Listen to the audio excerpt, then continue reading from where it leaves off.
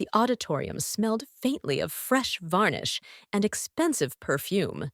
It was packed wall to wall, young faces in gowns, proud families with flower bouquets, banners that read, "Congratulations, future doctors," fluttering gently in the air conditioning. I sat on the edge of a folding chair in the back row, holding a cheap bouquet of grocery store tulips, my knuckles white from gripping them too tightly. My heels ached. I hadn't worn them in years, but I wanted to look presentable. For him, for Daniel, my son. I had worked 3 jobs: night shifts at the hospital laundry, morning cleaning at the bank, and weekends at a greasy diner off Route 17. 65 years old, wiping ketchup off plates, sleeping 4 hours a night, and counting pennies to send him to school. Every birthday card I got from my sisters, every scratch-off lottery win, every rebate coupon. I saved it all for Daniel's tuition. So when his name echoed across the loudspeaker, Dr. Daniel Whitaker, my heart pounded so loud I barely heard the applause. I stood up, trembling. Tears blurred my vision. He looked so handsome in that robe, strong jaw, perfect smile. My boy, he found me in the crowd. Our eyes met. Then he smiled and turned to a woman beside him. Blonde, tall, polished. She wore pearls. She wore ease. He held her arm and raised his voice proudly. "Everyone, this is my mom. She made me who I am today." I blinked. There was a ringing in my ears so sharp I thought I might faint. My knees buckled, but I caught myself on the seat back in front of me. Someone clapped near me. The woman gave a gracious nod. She looked like someone who belonged at galas and charity fundraisers, not in a bank lobby, scrubbing bathroom tiles. I didn't move. I didn't shout. I didn't cry. I smiled, because if I didn't, the scream in my throat might have ripped the world open. Don't forget to subscribe to the channel and comment where you're watching from. I sat through the rest of that ceremony like a statue. My hands, still clutching the tulips, had gone stiff. The petals wilted under the pressure, their color bleeding onto my skirt like bruises. I didn't clap again. I didn't cheer when they tossed their caps. When Daniel posed for photos with that woman, his mother. I quietly slipped out the side door. Outside, the air was sticky with humidity and fried food from a vendor parked across the street. I leaned against a wall, yanked off my shoes, and let the burning pavement kiss my aching soles. The graduation program slipped from my purse and fluttered down the gutter.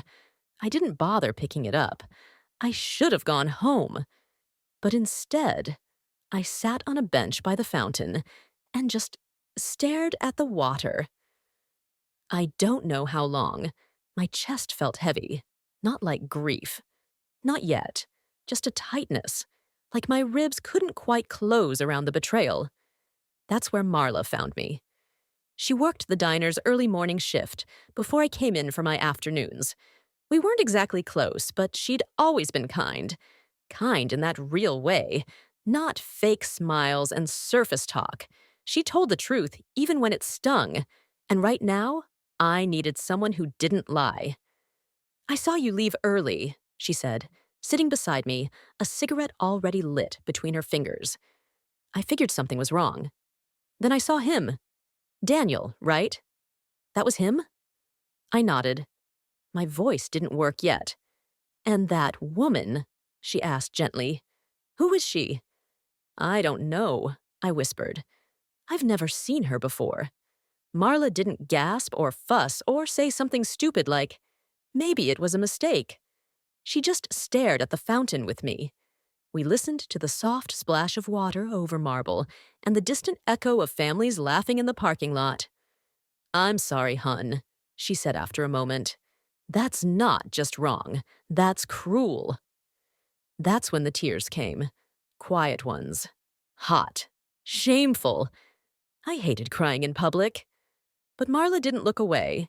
She reached into her bag, handed me a napkin, and said, "You gonna let him get away with that?" I shook my head, but I didn't know what I meant by it. I didn't know if it was a lie to make myself feel better or a promise I was too scared to make. But Marla's words lit something in me. Not anger. Not yet, but awareness that I'd been quiet my whole life, that I'd swallowed too much and smiled through too many slaps that weren't literal, but might as well have been. She tapped her cigarette out and looked at me sideways. You need a ride? I nodded, but I didn't go home. I told her to take me to my other job, the night shift at the hospital laundry, because folding strangers' scrubs under humming fluorescent lights felt easier than sitting alone in my apartment, wondering who that woman was and why my son chose her. The smell of bleach clung to my skin that night like a second layer. The laundry room buzzed with the hum of industrial dryers, and the fluorescent lights flickered every so often, like they too were tired of pretending everything was fine. I folded blue scrubs until my fingers ached, the fabric warm and soft in my hands, so different from the cold pit in my stomach. I kept seeing her face. That woman, the way Daniel touched her arm so gently, so familiarly, the way her eyes sparkled with pride, like she had earned that title. Mom. I bit my lip until I tasted blood. I didn't know her name, her story, or why she was standing where I should have been. But I knew one thing. She didn't raise him. She didn't miss meals to pay his tuition. She didn't cry in the bathroom stall after being yelled at by a customer, then clock back in like nothing happened because every dollar mattered. She didn't count change at the gas station counter, praying the card would go through. I did. Every sacrifice. I made it. Every door that opened for him. I unlocked it. And now, somehow, I was a ghost at my own son's celebration. I lasted until 3 in the morning, then clocked out and walked the 6 blocks home. The streets were empty, except for the soft rattle of wind against chain-link fences. At home, I peeled off my uniform, hung it neatly, and sat at the kitchen table. I didn't sleep. I just stared at the framed photo on the fridge. Daniel in 8th grade, holding his science fair trophy, grinning with braces and crooked glasses. I needed answers. Not revenge. Not yet. But answers. By sunrise, I made up my mind. I dialed the only number that might know something. Aunt Ginny. She was my late husband's sister, Daniel's aunt. But the two had stayed in touch over the years, especially after Robert passed. Ginny always had a soft spot for Daniel. She used to slip him $20 bills behind my back and pretend they were from the tooth fairy well into his teens. She answered on the 3rd ring. Well, good heavens. Look who's calling before 7. I need to ask you something, I said, skipping the pleasantries. Do you know a woman named Claire Atwood? The pause was sharp. Yes, she said slowly. I do. Why? She was at Daniel's graduation. He introduced her as his mother. There was a silence so thick it felt like it wrapped around my throat. Oh, honey, she whispered. You weren't supposed to find out like that. Find out what? I asked. My voice trembling now. Ginny exhaled. Claire dated Robert before you did. A long time ago. And, well, Daniel reconnected with her during his undergrad. She's got money, connections, and, well, she's helped him. A lot. Donated to his program, mentored him through residency contacts. He told me once that she felt more like a real parent lately because of how involved she's been. I felt like the kitchen floor had opened beneath me. She's not his mother, I said flatly. No, of course not. But I think he's rewritten that in his head. You know how Daniel is. He's always chasing the next shiny thing. Claire makes him feel important. I'm the reason he got there in the first place. You don't have to convince me, she said softly. I hung up not long after, hands shaking, heart pounding. So that was it. Daniel traded my sweat and sacrifice for polished support and prestige. He sold the truth for comfort. and I wasn't going to let that lie go unanswered. I didn't cry after I hung up with Ginny. I didn't scream, but I did sit perfectly still for over an hour, staring at the phone like it might ring again and give me different news. The fridge hummed behind me. Morning light crept across the linoleum floor. I could hear the upstairs neighbor's kid bouncing a ball, each thud echoing like a heartbeat in my ears. I wasn't angry. Not yet. What I felt was worse. Like I'd been erased. Like my whole life had been swallowed up by someone else's cleaner, shinier story. That afternoon, I went back to work at the diner. Marla saw me walk in, and her eyes softened, but she didn't say anything. She just poured me a cup of coffee before I even asked. No one else knew what had happened. To them, I was just the woman who brought extra napkins, who remembered their orders, who smiled even when her feet throbbed. But to me, every clatter of a plate, every ding of the service bell sounded like a reminder. He chose her. He chose Claire. I thought about calling Daniel, thought about showing up at his apartment and asking him to look me in the eyes, but I wasn't ready for that. Not yet. So instead, I did something else. After my shift, I walked to the public library and sat down at one of the computers. My hands hovered over the keyboard for a moment before I typed, Claire Atwood. There she was. Pages of results. She was on the hospital board, donated to several scholarships, hosted fancy fundraisers. There were photos. Her shaking hands with deans and doctors, wearing tailored blazers and pearls, smiling like someone who always knew she belonged. And then I saw one, Daniel beside her, not just smiling, glowing, her hand on his shoulder, like he was hers. The caption read, Dr. Daniel Whitaker, with Claire Atwood, longtime family friend and benefactor, like she was some fairy godmother who'd swooped in and made his dreams come true. I printed it. That photo. I didn't know why. Maybe I needed proof that it was real. Maybe I needed something to remind me I wasn't crazy, that this wasn't a bad dream I could wake up from. I folded the paper carefully and tucked it in my purse. That night I called Marla. She answered on the second ring. You all right? I need a favor, I said. Not tonight. But soon. She didn't ask what it was. She just said, anything. 2 days later, I found Daniel's address in a pile of holiday cards I'd kept in a shoebox under my bed. I'd sent him cookies last Christmas. He never responded, but I knew they arrived. Now I stared at that envelope, running my fingers over the zip code like it might sting me. I was going to visit him, not to fight, not to beg, but to see, just see, what kind of world he'd built without me in it. And maybe, just maybe, to leave something behind that would remind him of the one he came from. I took the bus. I wore my nicest blouse, the one I used to save for church. I tucked the printed photo into my handbag and brought one more thing. A letter. I'd written it that morning after my shift, my hands still smelling faintly of dish soap. It wasn't dramatic or angry. It was just the truth.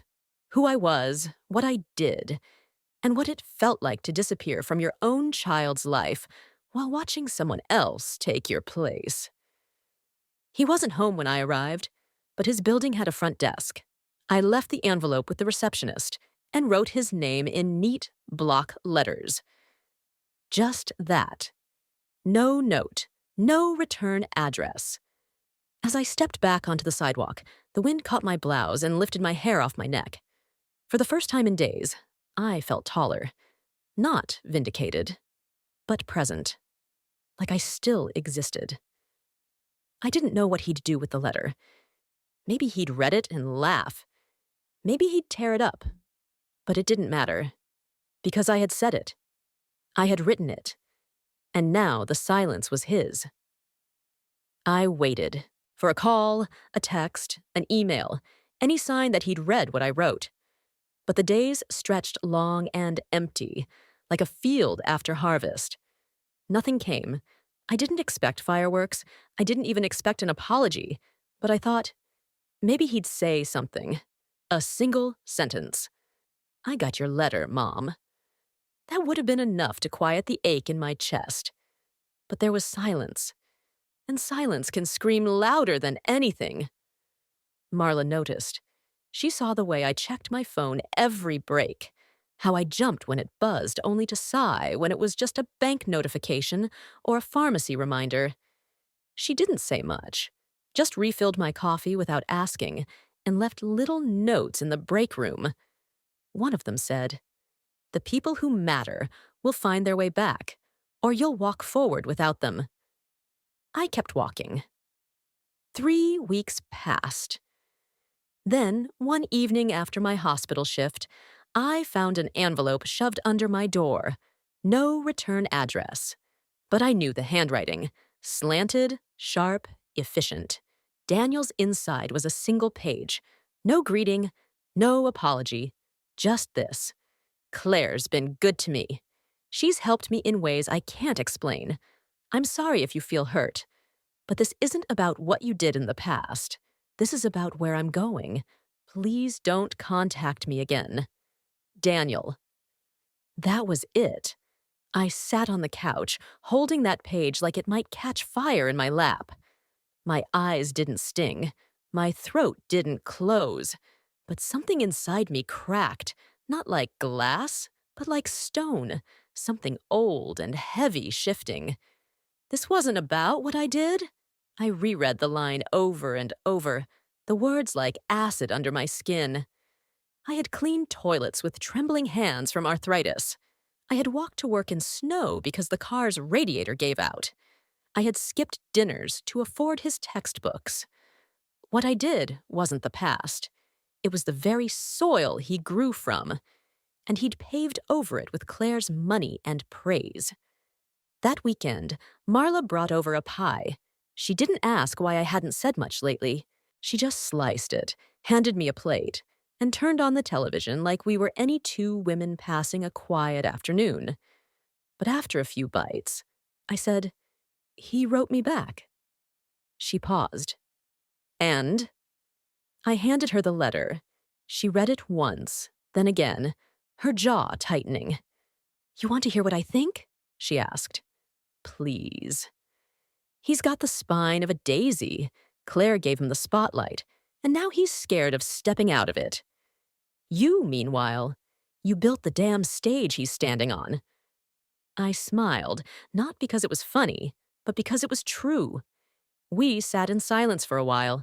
Then Marla leaned forward. "You ever think about telling someone? Not him, but someone else. About what he did. What you did. Let people know who you are." "You mean, go public?" "I mean, why not? He made his version of the story public at graduation.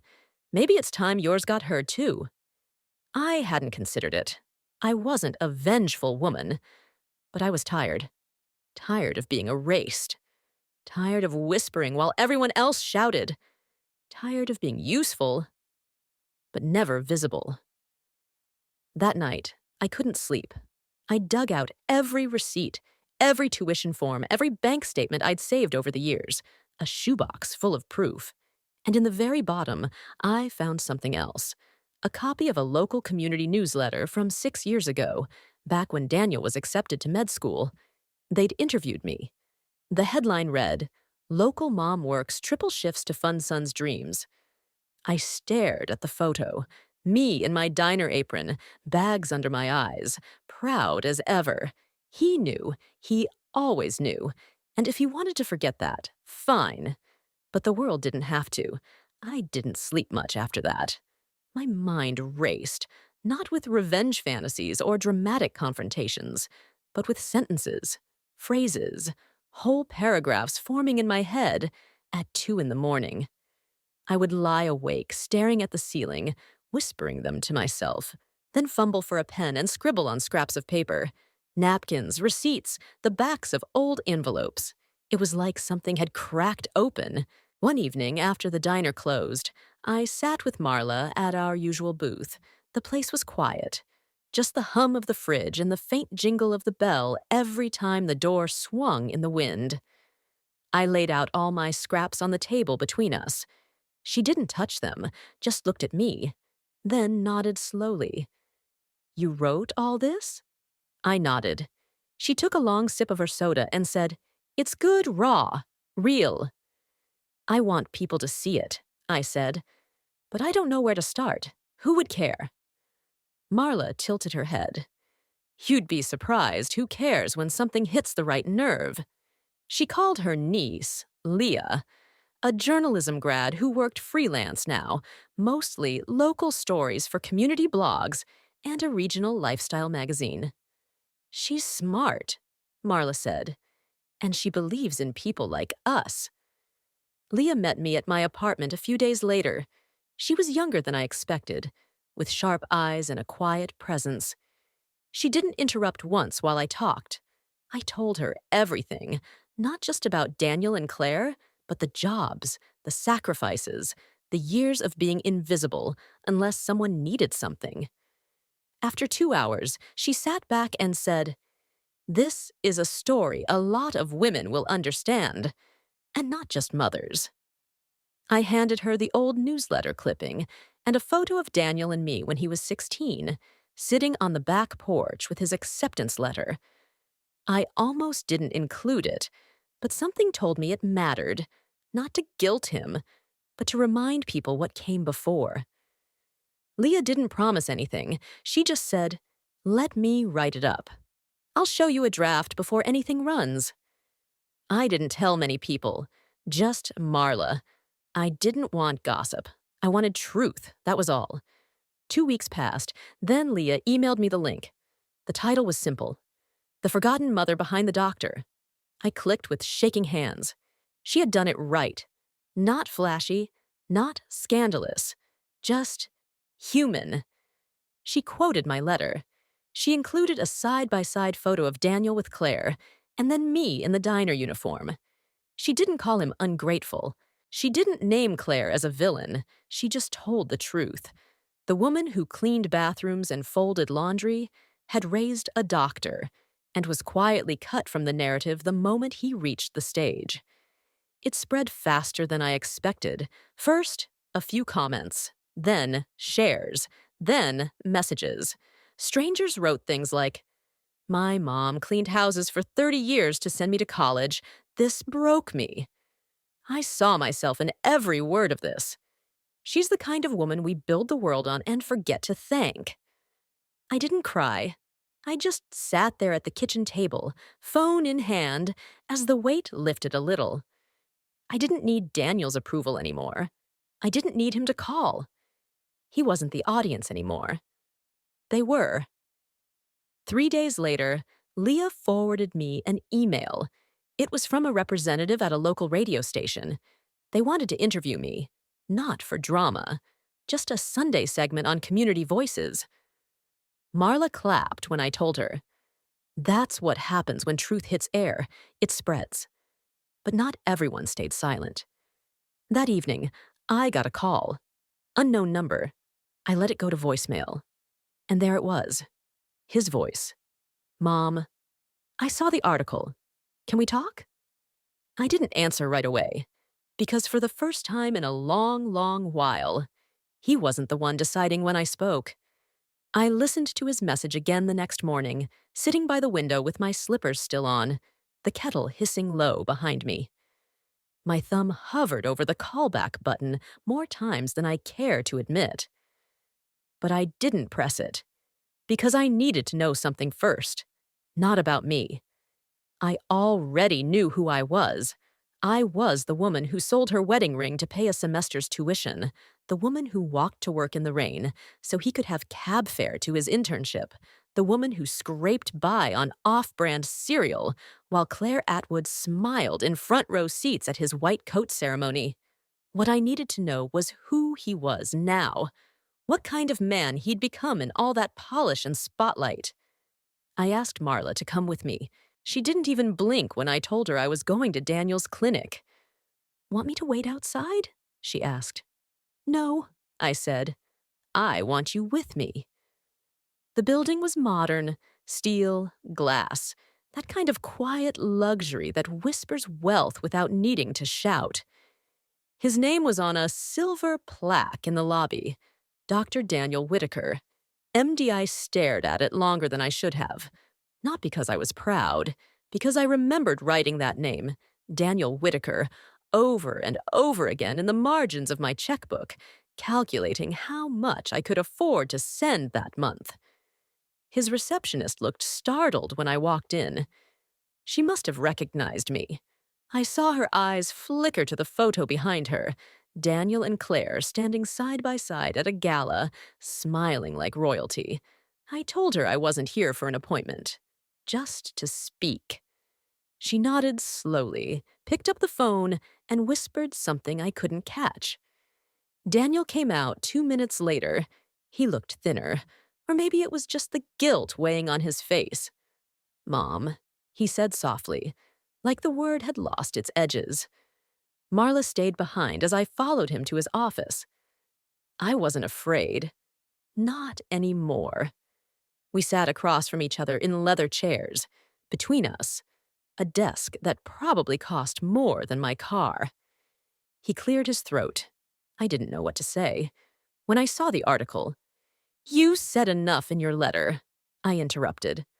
My voice wasn't harsh, just steady. He lowered his eyes. "Claire." She read it too. She was upset. I leaned forward. She was upset? He didn't answer, just rubbed his temple like a boy caught cheating on a test. "I'm not here to scold you," I said. "I'm not even here to hear excuses. I just wanted to see your face when you realized the version of the story you've been telling wasn't the truth." His jaw clenched. "It's not like I meant to erase you." "You did," I said. "And now that it's public, you're scared of what people might think." "But Daniel, I didn't publish that story to ruin you. I published it so I could stop hiding." Silence stretched between us like a drawn curtain. I was ashamed. He finally muttered, "You worked so hard and it made me feel guilty, like I owed everything and could never repay it. Claire made things easy. She made me feel like I got here on my own merit." I nodded. "You wanted the shine without the shadows." He looked up at me, and for a second he looked like my son again. Not the doctor, not the golden boy, just the kid who used to fall asleep on my lap after spelling tests. "I'm sorry," he said. "I know it's not enough, but I mean it." "I know," I said, "but I'm not the one who needs to forgive you." He looked confused. "Then who?" "You do," I said. "You need to forgive yourself for climbing a ladder someone else held steady and pretending you built it alone." I stood up. "I've got an interview this week," I added. "A radio spot. They want to talk about resilience and sacrifice. Funny, right?" He didn't speak. "I'll be sharing your name," I said, "because that's part of my story. But this time, I'll be the one telling it." He nodded slowly, eyes shining. As I turned to leave, I paused at the door. "You can come by Sunday afternoon. Marla's bringing pie, but only if you want to sit at a table with people who remember the whole story, not just the edited version." I didn't wait for an answer, because now I was the one choosing who to invite in. The radio station was small, brick building, a narrow hallway, and a desk with a bowl of old peppermints. But the moment I stepped into the booth, I felt something shift. The microphone wasn't fancy.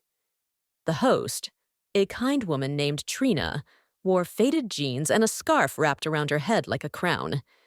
But the moment we began, I understood why people tuned in every Sunday. Her voice had that rare thing, warmth without pity.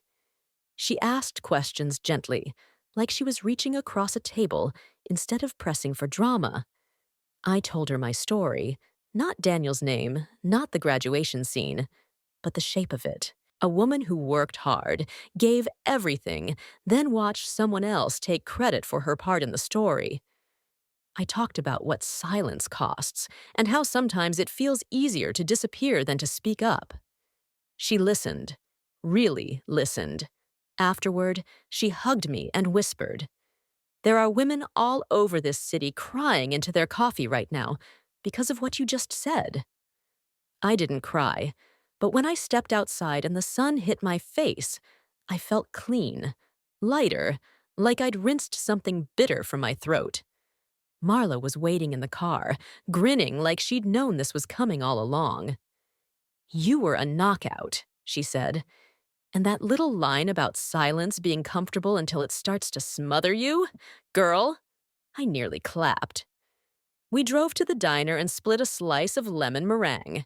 She told the evening staff I was famous now and made me sign a napkin like a celebrity. I laughed until my cheeks hurt. But fame wasn't what I wanted. What I wanted was space, to exist fully, to not be trimmed down to mom, or the woman behind the man. I didn't want a pedestal, just a seat at the table I helped build. 3 days after the interview aired, I received an email. The subject line read, "No hard feelings, I hope. Claire." I stared at the screen for a long while before opening it. "I listened to your radio interview. I admit I didn't expect it to affect me, but it did. Not because I feel guilt, necessarily, but because I see now that I stepped into something that wasn't mine to hold. Daniel needed support, and I gave it. But I should have honored what came before. I hope you find peace in what you've done. You deserve to be seen." It wasn't an apology, but it was something. I didn't respond, because for once I didn't need to. That Sunday came. I baked a peach cobbler, my favorite, and Marla brought her infamous potato salad. We set the table, not for a dramatic moment or a tearful reunion, just for a meal. Something real. Something rooted. At 3:30, there was a knock at the door. I opened it to find Daniel, tie slightly askew, flowers in hand, and a tightness in his expression that wasn't shame, but uncertainty. Behind him was silence. No Claire, no fanfare, just my son. The version I hadn't seen in a long, long time. He stepped in slowly. "Smells like peaches," he said. "I know," I replied. "You always hated the skin. I don't anymore." We sat. We passed dishes. We didn't talk about the article or the radio or the past. Not yet. He asked Marla about her garden, and she teased him about his expensive shoes getting ruined by dirt. We laughed, and somewhere between the second helping and the third cup of coffee, Daniel reached into his jacket and pulled out a folded piece of paper. "I wrote something," he said. "Not to fix anything, just to try." I unfolded it. It wasn't long, just a note that read, "You were the fire under every step I took. I didn't thank you because I didn't know how to. But I see now that silence wasn't gratitude, it was fear. And I don't want to be afraid anymore." I pressed the paper to my chest and closed my eyes, not because it made everything right, but because it meant something. The next morning, I found Daniel's note still folded neatly beside the sugar jar. I hadn't moved it since last night. I just kept glancing at it, rereading the same sentence, letting it settle in my chest like something solid after years of ghost stories. I don't want to be afraid anymore. That part stuck with me, not because I needed to hear it, but because I knew exactly what he meant. I'd spent too many years afraid of stepping on toes, of being too much, of asking for recognition and being called ungrateful. He'd grown up watching that, and somewhere along the way, he'd learned to erase the parts of himself that felt inconvenient, even when those parts looked like me. But now he was showing up, not as a boy seeking approval, not as a man offering performance, but as a person trying to look his own shame in the eye. I left the note where it was, a reminder, a beginning. The week that followed moved like honey, slow, sticky, sweet in pockets. Daniel texted once. Just a photo of the cobbler half eaten on a plate, captioned, "Still thinking about this." I sent back a thumbs up and nothing more. He didn't push. He didn't ask for more than I was ready to give. I liked that. The quiet space between us no longer felt like rejection. It felt like breathing room. That Friday, Trina from the radio station called. "We're doing a follow-up panel," she said. "Women who've reclaimed their voices after being overlooked. I'd love to have you back." I almost said no, not because I wasn't proud, but because I didn't want to become anyone's symbol. I wasn't here to be inspirational. I was just trying to exist fully. But then she added, "The audience would really benefit from seeing what healing looks like too, not just the wound." So, I said yes. The panel was set in a local community center, a folding chair kind of affair. No studio lighting, no red carpet. Just women in cardigans and clunky earrings, holding paper cups of coffee and tissues in their laps. I sat on the end, next to a retired teacher who'd been pushed out by a younger principal and a grandmother who'd raised 3 grandkids without being mentioned in the custody papers. We weren't polished, but we were real. When it was my turn to speak, I kept it simple. I used to think quiet meant strength, I said. That swallowing pain was noble. That if I just worked hard enough, someone would notice. Someone would say, "You matter." But it doesn't work that way. You don't get thanked for disappearing. You get forgotten. A few heads nodded. One woman covered her mouth with her hand like she'd been holding in a sob. I finished with this. I don't need applause. I just needed to stop pretending I was invisible. Afterward, a woman in the audience approached me. She looked around the 60, maybe older, with weathered hands and a soft smile. "You raised a doctor," she said. "And now you're healing people too, just in a different way." I thanked her. Then I stepped outside and called Marla, who was waiting to hear how it went. "You nailed it, didn't you?" she asked. "I think so," I said.